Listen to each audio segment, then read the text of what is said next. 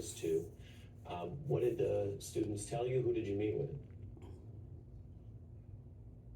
Oh, it was a lot of children that I came in contact with that day, and they were obviously crying and just very distraught over the situation. About how many students was it? I didn't take count. I don't know. It could have been 30, 40 students. And what did they tell you about what they went through? They were scared.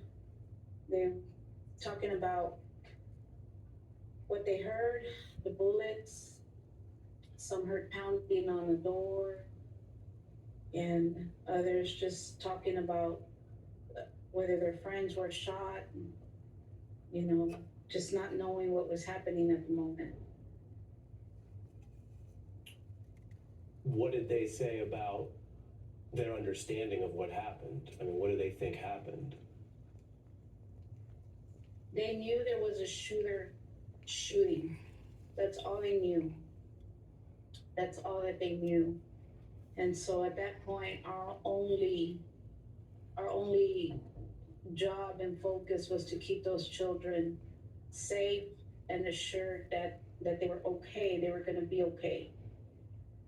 Which is important. I mean, that's such a big part of this. Even May 25th, as a society, discuss what happened 2022. Try to make whatever sense of what happened. And there's all these real people, and you're doing some of that work. How did they seem to you? Just how upset, scared, functional did they seem to you? And what did you tell them?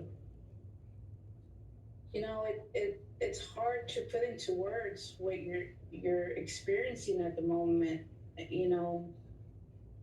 The very obvious is they were all pretty much crying, and some of y'all may say it sounds cliche, or y'all are tired of hearing people talk about thoughts and prayers, but prayer is the only thing that gets us through this. And that was my focus with those children, was to pray with them and let them know that God was with them at that moment, and He would help them through this situation.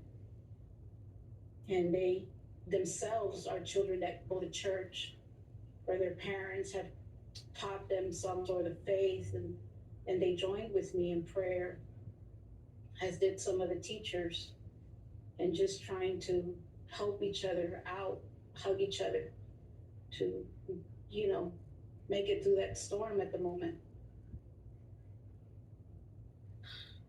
What are you, as a pastor, telling this community, these children that you're telling us you met with, the parents? What are you telling them? We quoted earlier, and I was discussing with a colleague from Ms. Santos, who said, quote, "We are Uvalde. We're not another Columbine or Sandy Hook." And communities have to wrestle through these situations, these horrific mass murders as part of American life now. Some mark those cities as trying to come together or build something out of tragedy, and people can build out of tragedy in communities. But it would seem to this individual, to Ms. Santos, that she didn't want this town or this community known only by the tragedy. What are you telling the people as a pastor?